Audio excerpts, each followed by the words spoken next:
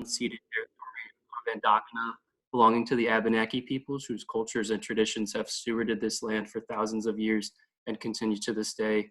We thank them for their strength and resilience in caring for this land, and as a park, we aspire to uphold our responsibilities according to their example. Thank you for joining us in this important acknowledgement of land. So my name is Joey Sullivan. I am the Natural Resources Management intern at both Marsh-Billings-Rockefeller National Historical Park as well as St. Gaudens National Historical Park.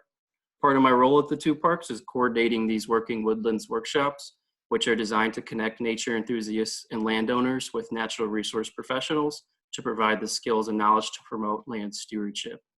Today, we have a wildlife tracking workshop led by Ed Sharron, who's a science communications specialist and National Park Ranger for the Northeast Temperate Network in the National Park Service.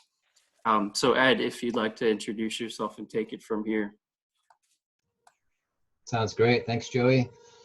Yeah, thanks everybody for coming out virtually to this program.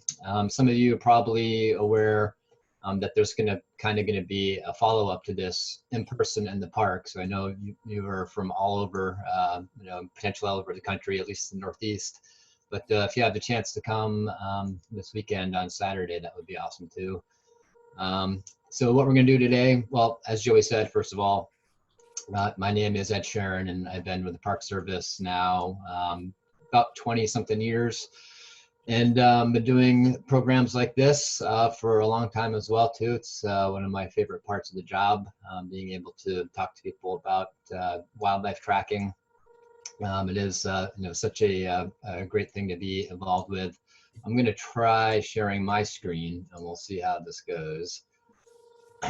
Hopefully, you all can see my screen without this there. That's better. Yeah, we can see it, Ed. Yeah, excellent. Thanks, Joey. So yeah, what we're going to do today essentially is kind of run through some basics of tracking, some things that are just really good to have under your belt that you can use no matter what kind of animal you're tracking, and then we'll go into some specifics of a couple animals that have a good chance of seeing their tracks this Saturday when we go in the park. And depending on time, might have an opportunity to open it up to some requests for different animals. And definitely I could stick around a little bit after 1 o'clock for some questions too. So we'll go from there. Yeah, so tracking, it's a great hobby to get involved with, especially if you're not a skier, don't do some of the more traditional winter sports. This time of year, obviously, it's great for tracking, just because especially here in the Northeast, we have this palette of blank slate that's thrown down every time we have a snowstorm, and you get to go out 24, 48 hours later and see, kind of a story written in front of you of what the animals have been doing in the woods. And it helps you really focus your observation skills. It helps you become kind of a mystery solver.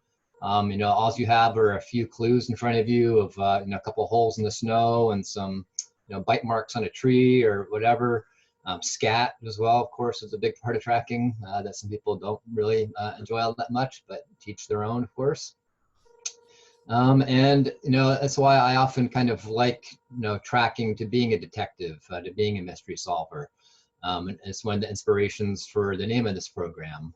Some of you, I'm sure, have all heard of there's a long-running TV series called CSI, which stands for Crime Scene Investigations.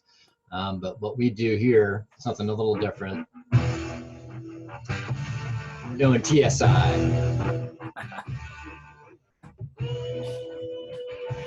And unfortunately, it's still the quarantine edition. It's been a couple years we've been doing the quarantine edition. I'm kind of sick of doing it, as I'm sure most of you are. And these are all the animals that we just saw the signs for over there too. So we'll talk about some of them specifically, but won't have time to get into all of them. And I love the background chorus too of animals. Tracking to me is more than just tracks in the snow. It's using all your senses. Another reason I love tracking, it is using your ears. It is using your eyes, obviously. It's using your sense of touch, some of those things that we saw And the signs of animals chewing on things, you can touch that. You can actually put your fingers in the tracks in snow, especially if it's kind of deep snow. You can put your hand in there and feel the different toes. The sense of smell too. Animals leave behind all sorts of interesting smells that you can get involved with. So really a great way to, increase your use all your senses and increase your powers of observation. Again, one of the reasons I love tracking. And this picture you see here is just kind of an example of, really having to get focused into something, and tracking really does that to you. You really do need to kind of bring all of your attention into tracking to be good at it. And it's a great way to, me included, very easy to be distracted nowadays with our phones and everything else that, it takes only a few seconds to, make us go off into another direction. But with tracking, it really does help kind of ground you and, bring your focuses in here. In this photo, for example, if you're just kind of glancing at it really quickly, I'm sure you just see this one person over here, but then, you look a little bit closer and you see, oh, well, there's actually another person over here. But you really need to focus in. Your computer screens probably vary, but there's actually a third person very close to you. There's a third person sitting right against the tree here, and that's something you probably wouldn't have noticed, if you didn't look very closely at the photo. And tracking is similar in the sense that you really need to look very closely at a lot of the things out there to make sure that you're seeing the whole story. And tracking is more reasons I enjoy tracking is because it's such a non-invasive and low disturbance way to learn about the animals that we're sharing our national parks and neighborhoods with. And all the things I've been saying, you get to be a mystery solver as well. You can solve the mystery of who stole your breakfast sausage if you become a good tracker. We may never know the answer to that question, but you can try to guess who had your breakfast sausage for you that day. Studying also, tracking is a legit science. It's more than just a hobby. There's a lot of people that do this that help scientists better understand where animals are, how they're responding to climate change. There's a study done in the Northeast not that long ago up in northern Maine, where they just looked at the tracks and scat of lynx to kind of get an understanding of how many animals are in that area. A very secretive animal, but using tracks, they were able to get a better estimate of the animals up there. And maybe my favorite reason for tracking is that it really does kind of open up a whole new world of animal language to you.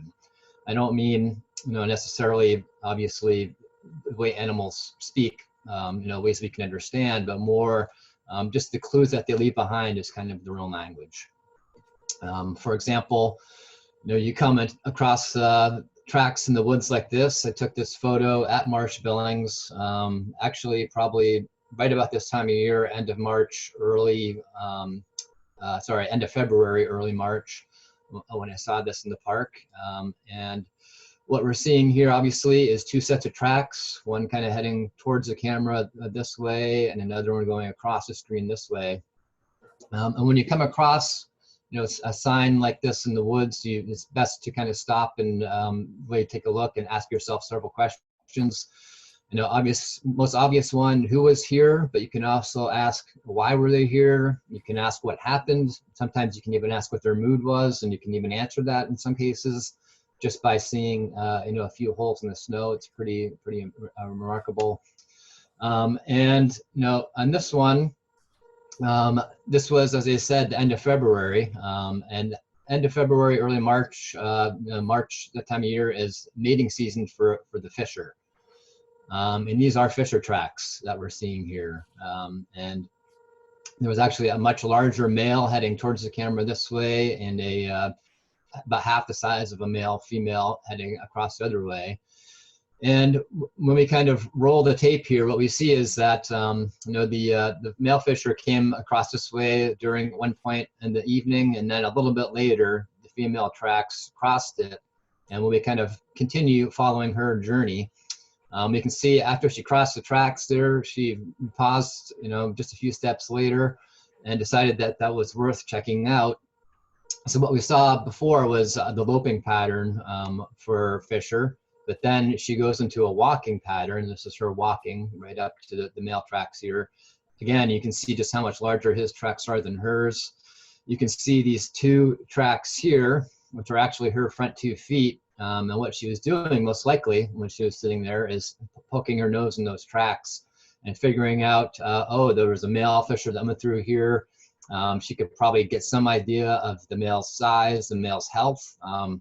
A lot of animals have glands in the bottom of their feet that leave clues behind about their relative age, their relative health, and that kind of thing that she was getting from that, and was able to kind of satisfy her curiosity and kind of go off on her merry journey across her rounds that she usually does every couple of days or so. So again, really fun just to be able to see that in the snow, especially this time of year. And I don't, make too many rules for tracking. It's a pretty wide open, kind of hobby that if you want to get involved with it. But the number one rule that I always have to try to keep in mind myself, that I try to tell others too, is it's always a good idea to never say never and never say always when you're tracking, because you can be reading a book about tracking that might tell you, cats never leave claw marks and dogs always do. But of course, that isn't true. There are situations where, a bobcat will not leave claw marks, and a dog, or a cat, sorry, will leave claw marks, and a dog might not. Oh, thank you. In different conditions. And we need to keep in mind as well that, of course, animals don't know how to read. The bobcats don't know that they're not supposed to leave claw tracks. That's a rule that we made up. So we just need to make sure that, we're reading the story that they left for us, not one that we're trying to put on top of them. So it's a very important thing that all trackers, we all kind of fall into a trap sometimes of, seeing something that isn't there, or missing something that is. And tracking, again, is great because it kind of has a rule 1.5 that I always try to remember, remind people of, is that you only need to go as deep as you want, meaning it can be, if you're a very detail-oriented person, you can get right down to the nitty-gritty of tracks and tracking and learn all about, how many toes the animal has, how many digits, how many different toe pads and the shape of the toe pads, and the different kinds of strides that they do, and right down to the 1/8 of an inch, the size of their tracks that you can measure and keep journals of, and all that kind of stuff. Or you can be a much more high-level tracker and just walk by a spot and see, oh, well, this is a spot where a gray squirrel went by, sometime recently, and be happy with that. You only need to go as deep as you want. And part of going deep in tracking is playing the game of categories. As I said, it's not for everybody, but it is a very important part of tracking, in the sense that, first you can tell what kind of animal it was by knowing the different shapes and sizes. Secondly, you can often tell what they recently had to eat, which is, an interesting part of tracking as well, too. For example, with this coyote scats here, we have two different kinds, a very dark scat and a very light scat. Dark scat in general is a coyote here that has enjoyed a recent dinner from a recent kill. Not to get too graphic, but it probably is, full of blood and organs, very nutritious things for animals, and that's why it's so dark like this. As opposed to this scat here, which was from a scavenged dinner of deer. You can see it's loaded with deer fur. If you broke it apart, you'd find little pieces of deer bone in there as well, too. Coyotes have very strong jaws, and they can actually crunch the bone down and eat it, and it's not as nutritious as the fresh meal, but nothing goes to waste, and they'll also scavenge, so it tells you a lot there. We're not going to get into a lot of detail in scat in this talk. I hope you're not too disappointed in that, but we can definitely explore more of that in the park if you're available to come this Saturday as well. And another kind of thing to keep in mind for tracking is that animals, obviously, especially the ones that we'll be tracking, have lots of options. They have 4 legs, and depending on, how fast they're going, divided by the substrate that they're going through, meaning is it deep snow, is it kind of sand, is it pavement, that's all going to affect the way that they walk, of course. And they're always looking to have that conservation of energy. They never know where their next meal is coming from, so getting to where they're going most efficiently at that time is very important to them. So this means putting all these things together.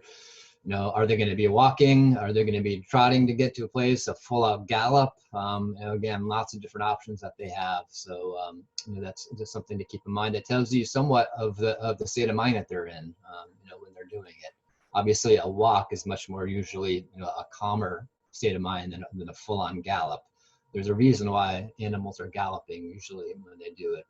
Not to mention your dog, of course, is different. If you have a pet dog, they're always running, because they're not too worried about where their next meal is coming from usually.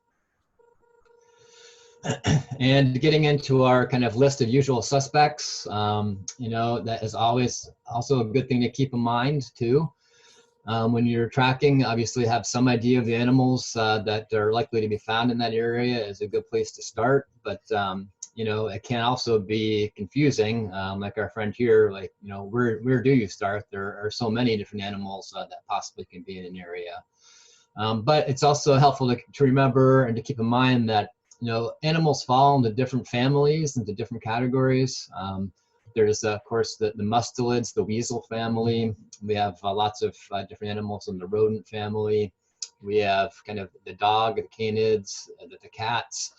So just like, your aunts, uncles, and cousins, you share things in common with them as they do with you, and it's no different in the animal family.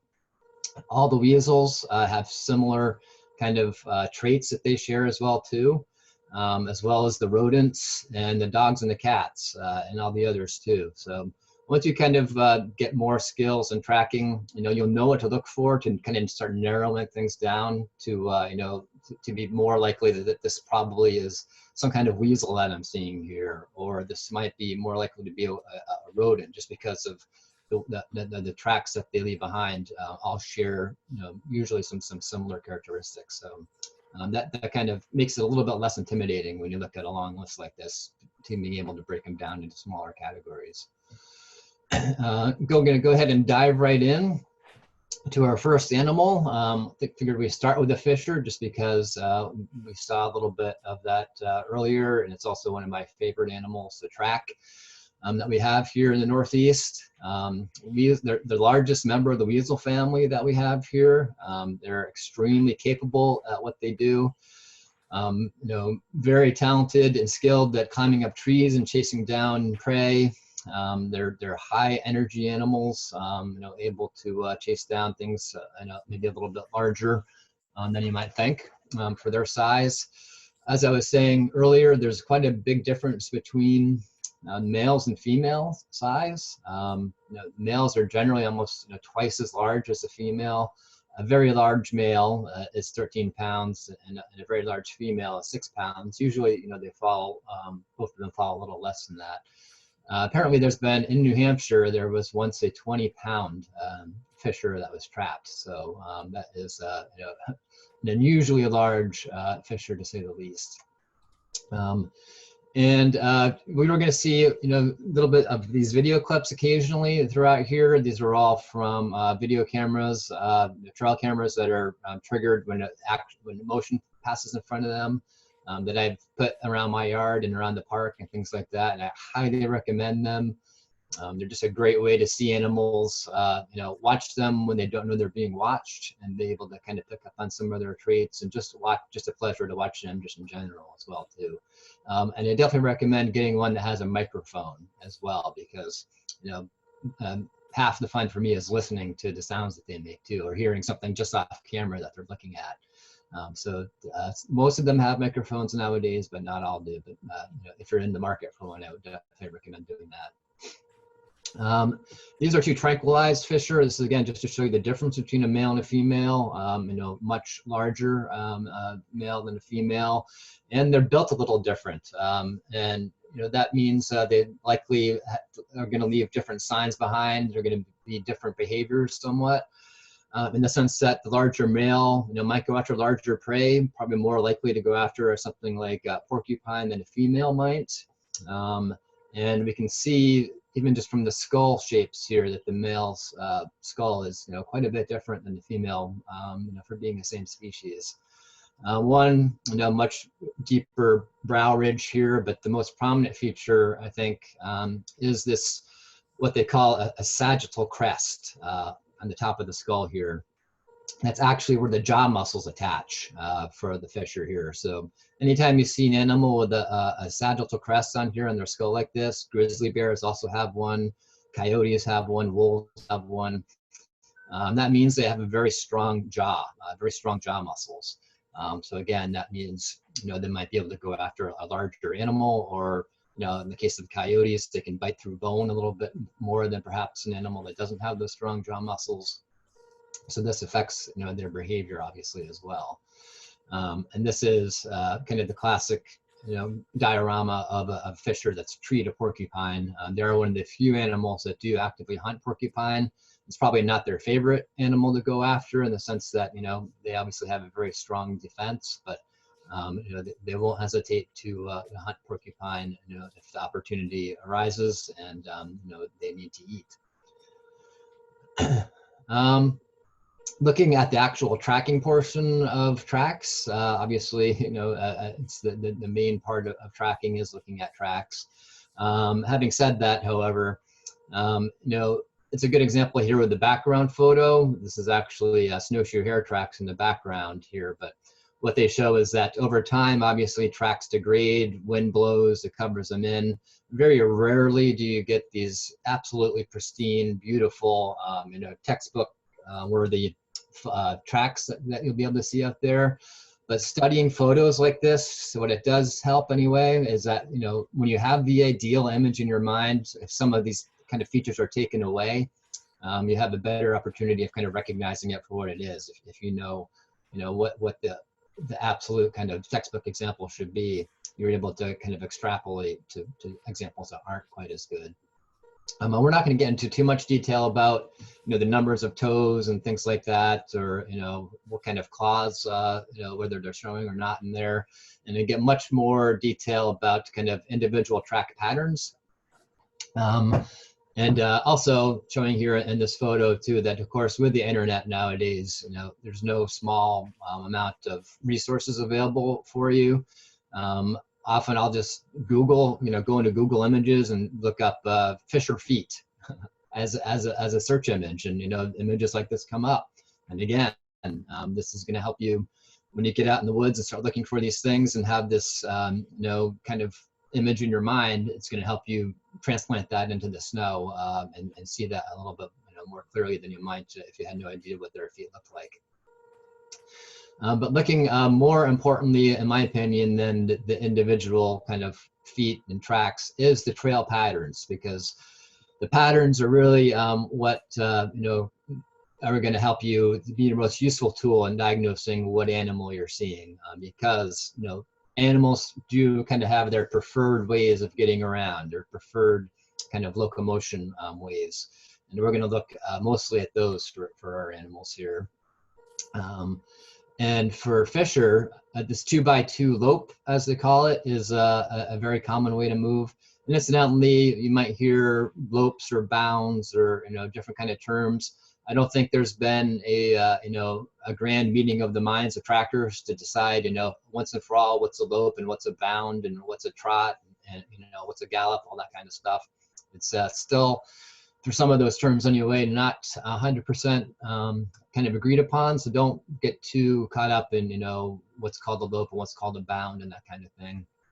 Just more pay attention to what you're seeing. This 2x2 portion of this is a little bit more telling, because obviously what you're seeing are groups of two as we go through the photo here. What's probably not as obvious is that each one of these tracks actually represents 2 feet in the snow. What I mean by that is the front foot came down here, it left this spot, and the rear foot landed in that exact same spot.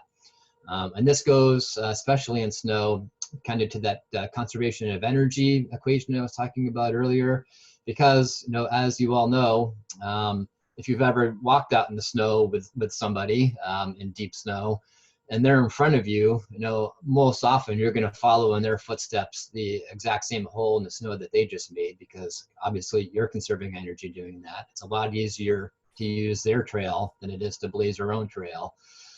We only have 2 feet, so we don't have to do that when we're walking by ourselves, but animals with 4 feet, you know, obviously it makes total sense for them to use that exact same hole they just made with their front foot for their hind foot, which is going to save, you know, about half as much energy. Fisher enjoyed this 2x2 lope, even not in these conditions necessarily. You know, sometimes they'll do this as well, just throughout any substrate, but it's in particular when the snow gets a little deeper, they're going to be using this. We're going to look at a video in a minute just to see exactly how they do that. And this is another very common Fisher way of getting around, a very common weasel way of getting around, known as the 3x4 lope. And as you could probably guess, just like the 2x2 lope, this is called 3x4 just because sometimes you see 4 tracks and sometimes they kind of bunch together in some of these, you know, and it looks more like maybe three tracks in the snow. And these are actually all 4 feet. But what's probably not so obvious is that this first track here is actually a front foot, followed by a hind foot, followed by a front foot, followed by a hind foot. Another general rule of tracking is that the faster an animal is going, the farther ahead its hind feet land in front of its front feet, which is very hard for our minds to kind of grasp for some reason. It took a long time for me to kind of understand how that's possible, but it makes sense, you know, kind of once you see it happening. And, you know, once you kind of picture in your mind what they're doing, you know, front foot comes down, and they push off, and as they push off, of course, their rear end flies through the air further ahead if they're going faster. So that's why, you know, the faster they go, a full-on gallop, you know, the hind feet land well in front of the front feet because they're moving much faster. So, and we'll see examples of that as we go. I'm going to try to share a video here. Let's see. This is not my favorite medium of video. Used to be able to use something a little bit better than Windows Media Player, but we will work with what we have here. So I'm going to rewind it for you. So basically, obviously, you're seeing a Fisher here traveling. You know, this is most likely just by looking at it, you know, close to the 3x4 lope, the 2x2. And this, when you just turn there, we'll be able to see a little bit better what's happening as I go back here and pause it. My friend took this video out his back window in Connecticut a bunch of years ago now. This Fisher was kind of, the river was right behind his house. And this Fisher kind of got stuck on this kind of ice. Ed? Yes. We're not seeing the video. You're not seeing the video. That is No. good to know. Okay, thanks for letting me know. No, You have to share a different screen. It's the screen you're sharing.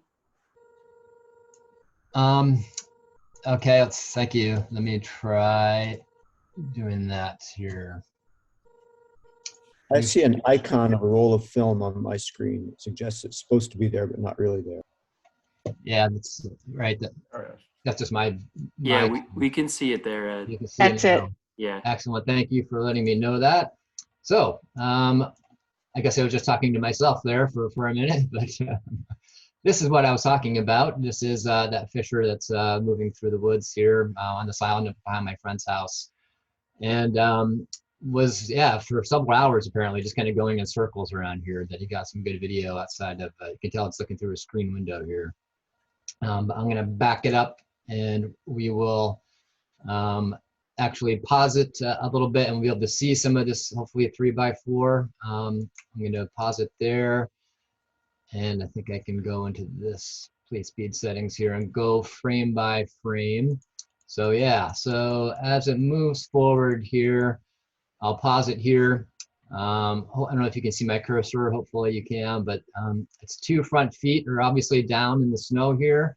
And that kind of represents a front foot. Well, I don't know, I'm not sure what you were seeing. I don't know if you can still see the photos of the tracks, but. Yeah, we can see your cursor. The tracks are a little harder to see. Okay. Yeah, that's gonna have to do with our Zoom technology here is what we have. But so obviously its front 2 feet are down here, and what I was saying, the kind of that general rule: the faster an animal goes, the farther ahead its hind feet land. So it just kind of made that corner. So it's not going very fast because it just came around the corner there. But as it starts to go faster, hopefully we'll be able to kind of see that its hind feet are starting to land, a little bit ahead of where its front feet were. So here, it looks like that hind foot just landed exactly where that front foot is. So this is kind of right on that 2x2 track series we just saw. But as it gains speed here, it's starting to pick up speed, front 2 feet down, rear end up in the air. And now you can see that it looks like those hind feet are landing in front of where those front 2 feet just left from, as we go kind of slow motion through here. And this is, I love seeing videos like this because, the next time I'm out in the woods and I see tracks, you kind of have the theater of your mind takes over. You can actually see in your mind that fish are moving through the woods, just like what we're seeing there, which is always really, fun to be able to picture that in your mind there. So I'm going to try to share my track 1 again here.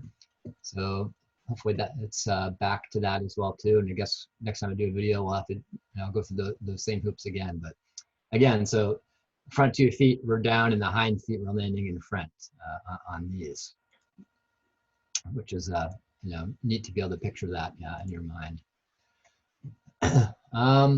Another common animal around here that you don't see very often is the red fox. See their tracks through my yard all the time, see them in the park all the time.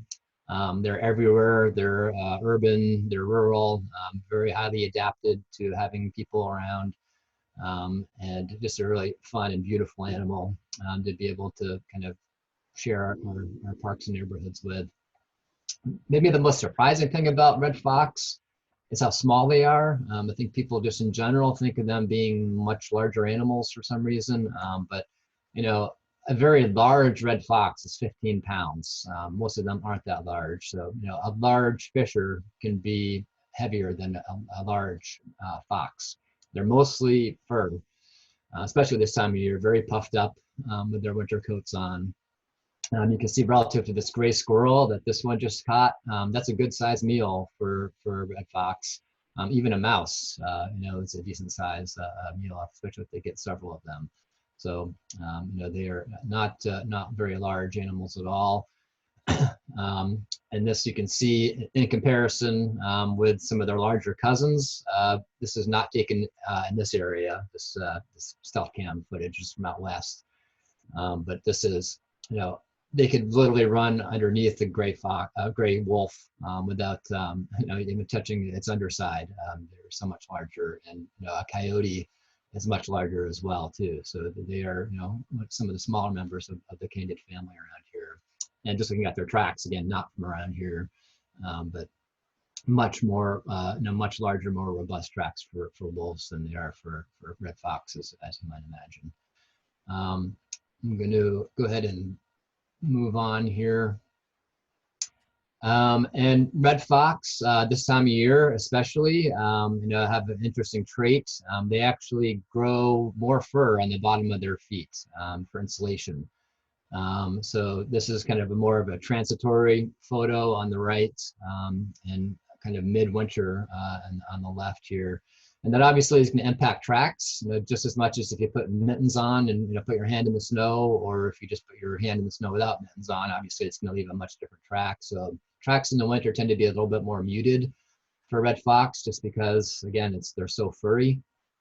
But even in the winter, they tend to have this chevron shape, as the trackers like to call it, and it's a kind of a telltale sign for red fox.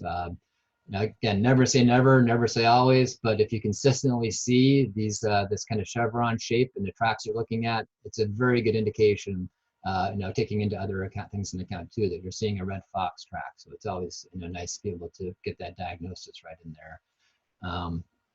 And see it very clearly, and those tracks up top there as well too.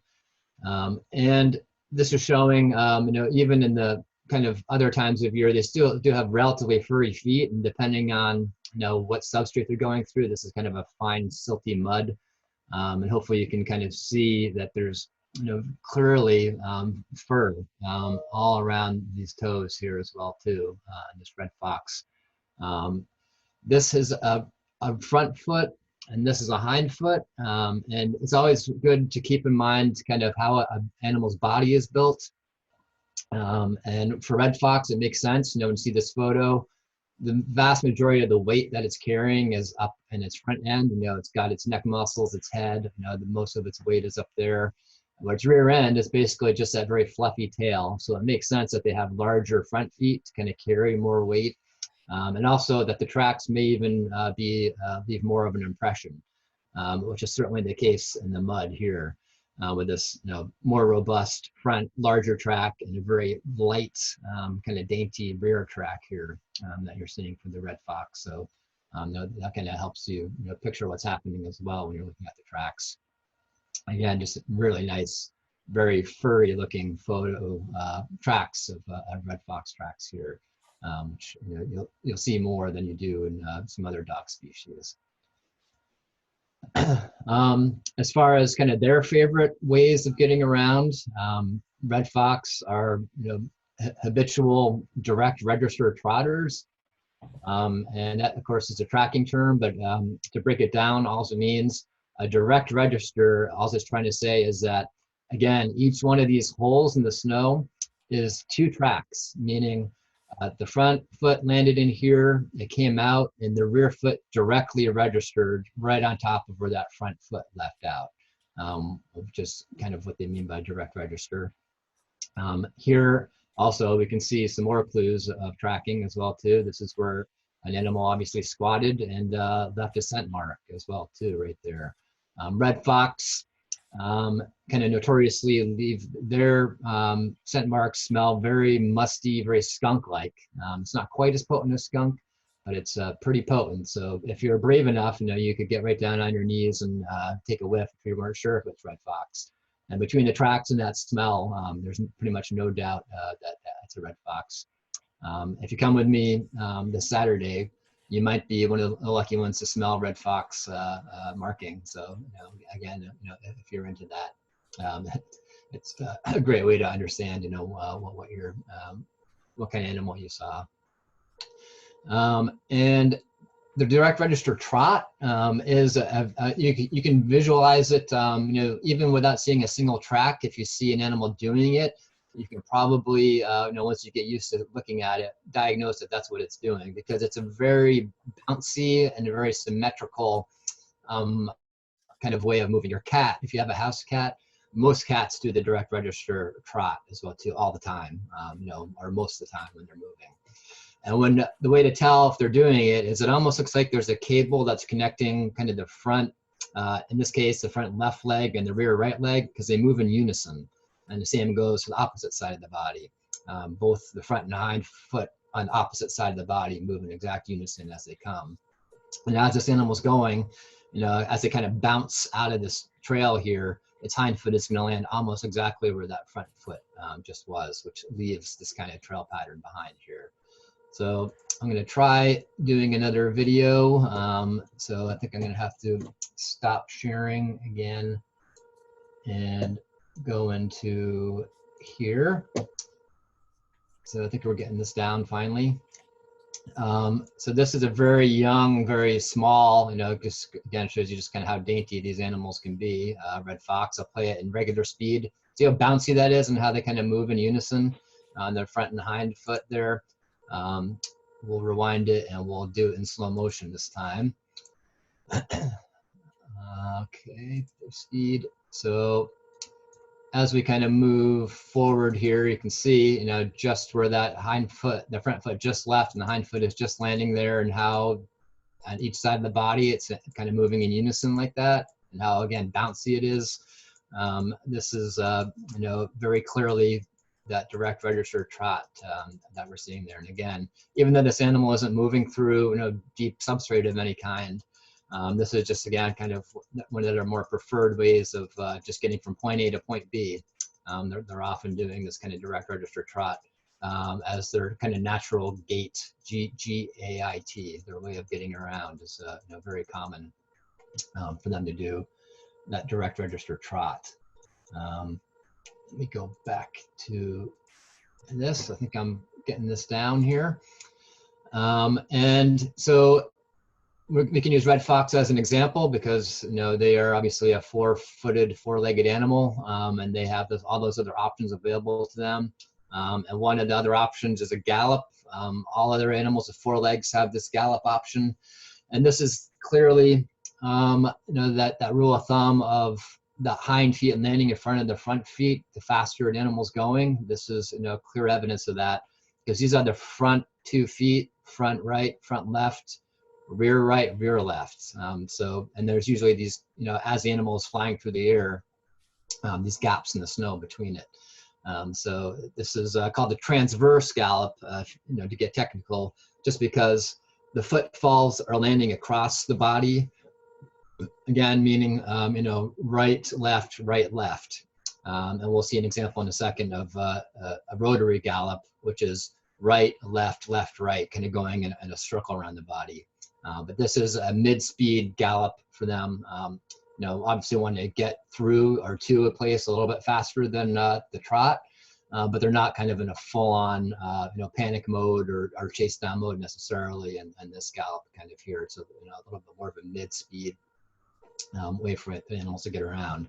And we're seeing here kind of, pause right in the middle of that. This is the front 2 feet are coming down right here, rear ends up in the air, and it flies through the air, and then it lands in front of those front 2 feet there. This is a very kind of clunky animation of that as well, showing the front 2 feet coming down and the rear, going through the air like that. And that same red fox that we just saw a second ago actually does both of these forms of locomotion, which is very nice of it to do that for us here. So we'll take a look. This red fox by this highway that somebody took a video of. I did not take this video, found it online.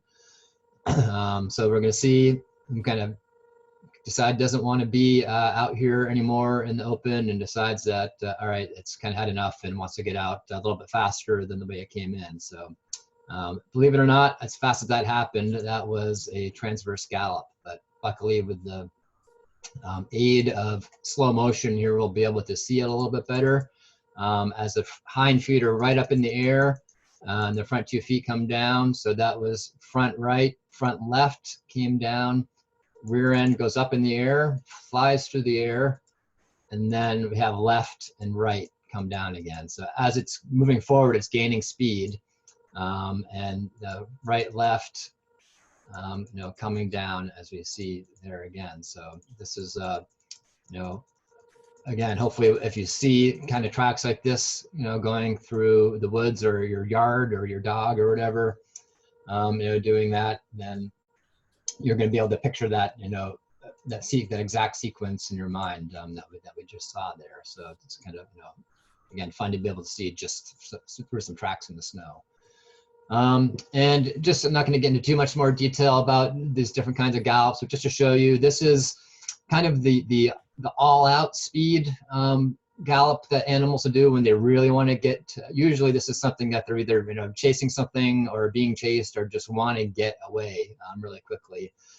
Is the rotary gallop, or if they're just full-on exuberant, having fun. Your dog, when it's running, its mind out and having a blast, it's running in this rotary gallop almost always. For whatever reason, this order of footfall allows them to travel the fastest that they can when an animal's going. Cheetahs and all the fastest animals are always using this rotary gallop when they're going. And this, again, is by order of footfall around the body. So, right, left, left, right. It goes around in a circle around the body, which is what the rotary gallop means. You see that, again, that's kind of the faster animals moving. And also, leaves kind of this C shape on the snow, as opposed to like two diagonal lines out. It's more of this kind of a C shape for the Rotary Gallop, as you'll see. So hopefully if you see that pattern with the front, hind, you'll be able to pick up on that. And it, doesn't have to be in any one direction. This one obviously is, kind of curving to the right, and this one is going to the left, but it's the same thing. Two front feet, there's red fox, and the two hind feet. This animal is really moving fast.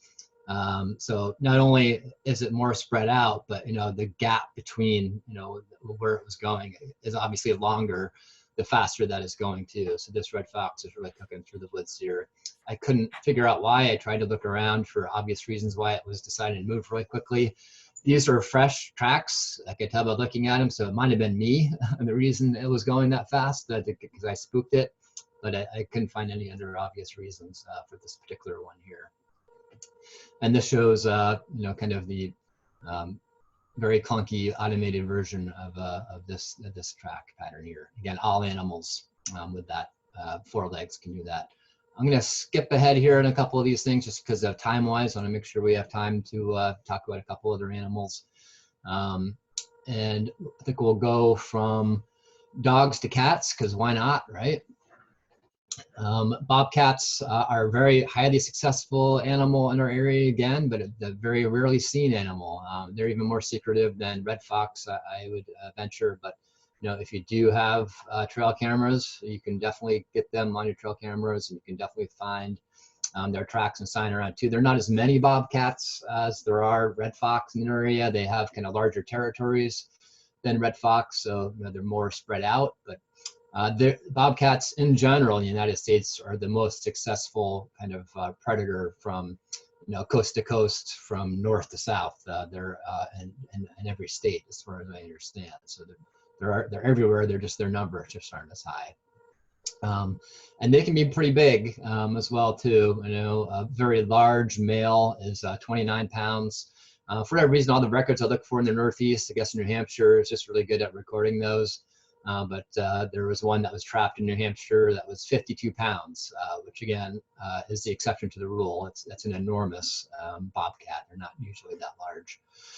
But you can see just from this photo too, as well, that the males are much larger than the females in that too. You can see just much more kind of a robust, looking animal than the female too. So there tends to be a larger difference between males and females here as well, which isn't always the case with some species. They tend to have, very clean, not fur. Even in the winter, they don't grow fur over their pads in the winter, so they tend to be a lot cleaner. And in general, as it says here, claws do not often show most times in their tracks. Just looking at the way they're built too, it's just a fun thing to understand kind of, some of their behaviors. Sometimes you can see just in their general morphology, the way they're built. This skull makes it extremely obvious that bobcats have enormous eyes compared to the size of their skulls, and you can only see a little bit of their eyes through what we see, but behind kind of their face there are these enormous orbs of eyes, which means they have incredibly good night vision. No animal can see in pure darkness, but obviously in low light conditions they can see much more than we can. Which means they're highly effective predators at night as well. And looking at their tracks here, again, idealized, beautiful, perfect tracks that you're not always going to find for bobcats, but if they do go through muddy areas, they tend to leave these really nice tracks here. As far as the way they're built too, the hind foot is kind of a telltale sign of cat tracks. If it shows up in the tracks, is you can see this one toe is kind of sticks out above all the rest, and that's especially prominent in the hind track, which sometimes shows up in the tracks here, which you can kind of see in this one right here. But I want to compare them directly from dog to cat, just because we can see just how different they actually are when comparing the two. One, obviously, the main one, there's no claw marks visible here. There are in this coyote track here. It's a beautiful coyote track too. Dog tracks in general are symmetrical. Now you can draw an X marks a spot right in the middle of them there, kind of fold them over, and they match perfectly. Whereas cat tracks are asymmetrical. They're not a perfect match going through, but they do kind of have this C for cat kind of, you know, heel pad mark here that you can draw over the top of the back of the heel pad. So that's, you know, a couple of, you know, quick things that you can use to help diagnose what they are. And there's also this, especially the hind track and the front track too, kind of have this 2 bumps on the top of the heel pad and 3 in the bottom, which leaves kind of an M pattern, M for meow for cat too, as opposed to kind of the 1 bump on the top for the dog track. So that's, you know, something else that's a good diagnosis as well. This is just showing the overall size of a bobcat to a house cat, about twice the size, about, you know, 2 inches or so for a bobcat on average, and about 1 inch or so for the average house cat. So, you know, on average, you know, much larger tracks for bobcats than for house cats. And this is just to show, this is actually a bobcat in a rotary gallop. This is the 2, you know, front right, front left, rear right. This is a bobcat moving. Took these photos in the national park again at Marsh-Billings in Woodstock. And when I look closely at the tracks, this is just to show again that, you know, sometimes they do leave claw marks. These are their 2 claws came out. They wanted to get a better grip because they were really moving quickly. So sometimes if you just came across this one track and you said, oh, you know, cats never leave claw marks, you know, obviously you would have, you know, kind of diagnosed yourself out of that because this clearly does leave marks there. Cats in general are walkers for the most part, you know, except when they're, you know, having a highly active moment, when they're moving from place to place. More often than not, they're walkers. And they can walk, you know, depending on how fast they walk, depends on kind of what kind of trail pattern they leave. They can leave, you know, a direct register walk, as you see here. This is each one of these, again, is a front and a hind track together, landing on top of each other. But we obviously see something else that was happening here, which is also indicative of cat behavior. Unlike fishers, which, you know, run through their territory and go check out their favorite kind of squirrel spot and go to think where they might find some field mice or voles or something, very active hunters. Bobcats tend to be more passive hunters in the sense that, you know, this might be a little hard to tell, but this is looking down a hill here. It's a great vantage spot. I can see, you know, a large range of territory through there. And this is actually a pattern that's left behind when it's sitting in the snow. Here is, you know, what it probably looked like when it was sitting. Its haunches are here, its front 2 feet are here. And when it sees something worth investigating or decides it's time to move along, you know, then it'll kind of, you know, go off in this walking pattern. And this, you know, to my eye, looks like it obviously kind of started out a little quickly, kind of jumped to its front feet. And these are very close together. The closer together they are like this, makes it look like it's more of kind of a stalking prowl, very low to the ground and walking very slowly. So I think there was something it was trying to sneak up on up here, but when I followed its tracks, I didn't find any sign of you know, being successful, which is not unusual. Most hunts are not successful. This one here looks like, you know, instead of sitting up, this one actually did kind of the full-on crouch down low. This is, you know, again, its haunches, and then it kind of, you know, worked its front 2 feet up and sat there again, you know, looking down this hill for this area. And then again, kind of that, you know, quick move forward and then slow stalk down the hill. So, you know, seeing these kind of tracks tell you about the behavior of the animal as well too, which is always fun.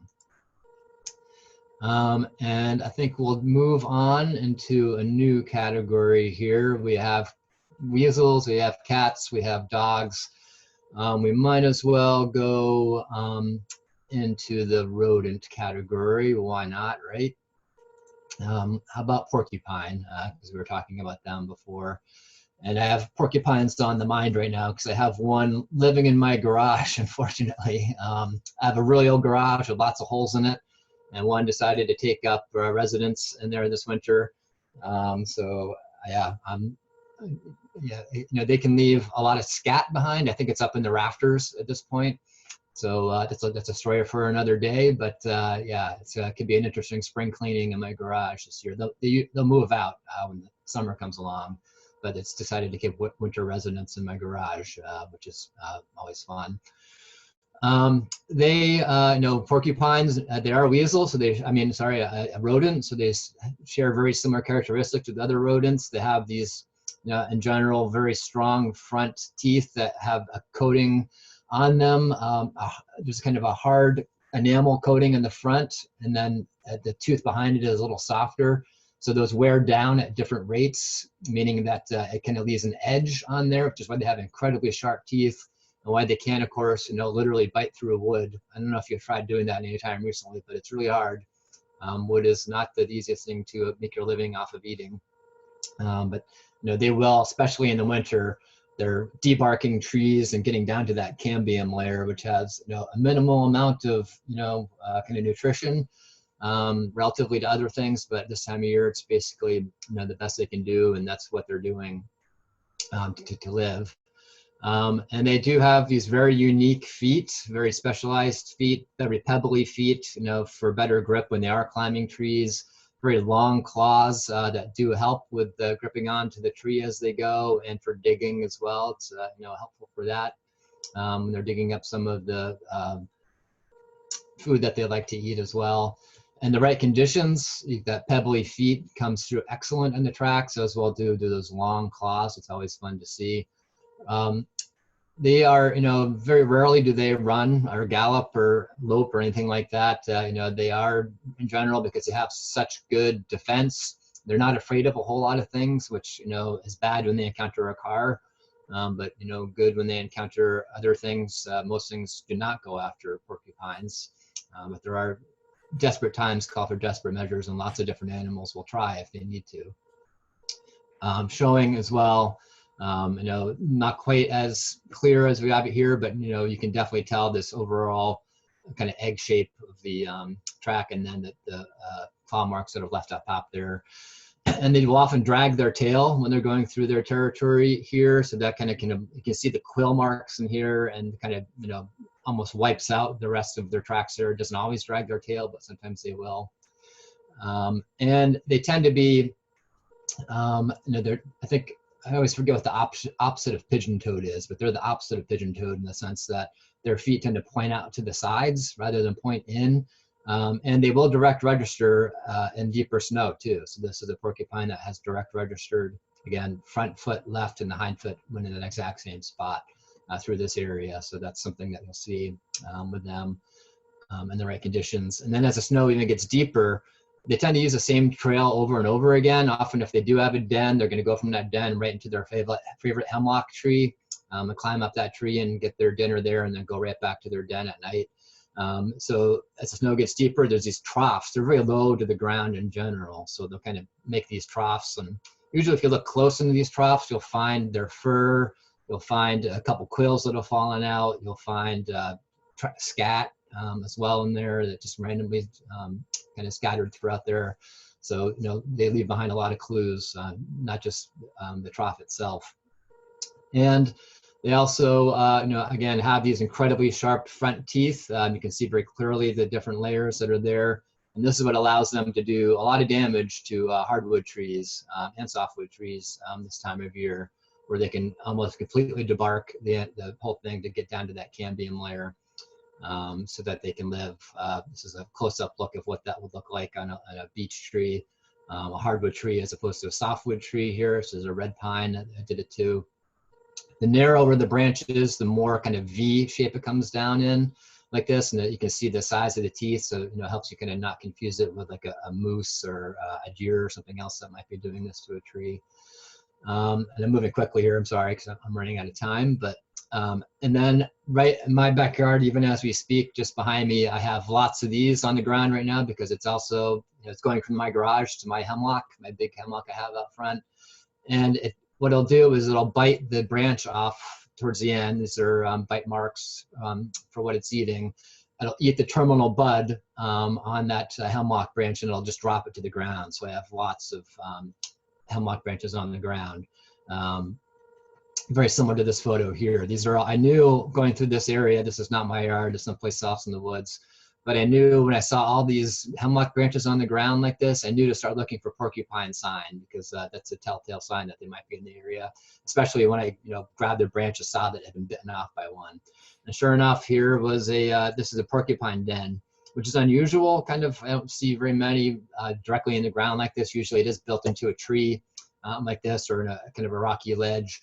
But they sometimes will be underground like that as well too. So apologize for kind of how quick and random that was, but hopefully you got something out of that. And hopefully again, if you can make it to the park this Saturday as well, that'd be awesome to talk more about tracks with you. But thanks for listening to what I was presenting here, and I do have time for some questions if there's people that have them out there. Yeah, they Ed, come up. Oh, sorry. Oh, I don't know how you want to organize questions. I don't mean to just break in. So if you want to put in the chat that you have a question, Linda, we'll go in order and kind of address everyone. So yeah, thanks again, Ed. This presentation is incredible. And as Ed said, we are doing an in-person snowshoe walk this Saturday at 10 a.m. at Marsh-Billings. It did fill up already, but feel free to email to get put on the wait list. A few people have already canceled, so it seems like there might be a shot. So send me an email if you're interested. So the first question is Fisher the same as Fisher cat? It is. It's a colloquialism, as they say. It's just this part of the Northeast, for whatever reason, many people call them Fisher cats, but their scientific name is Fisher, and most other parts of the country where they are, they just call them Fisher. But we've kind of been with Fisher cats for a long time, and we're sticking to it. But it is the same animal. Just scrolling through real quick. So there's a question, what park? So Sue, it's Marsh-Billings-Rockefeller National Historical Park in Woodstock, Vermont. Linda, you can unmute yourself if you want to ask your question. All right. I wonder if you can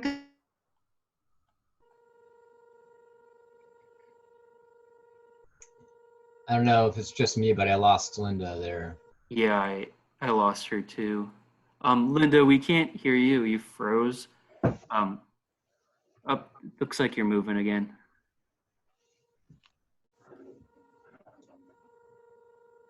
Are you still with us, Linda? Let me see if she put it in the chat.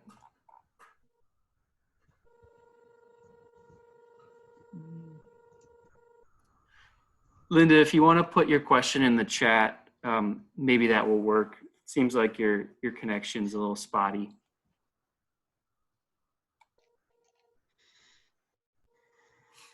So Ed, the next question is, are there wolves here?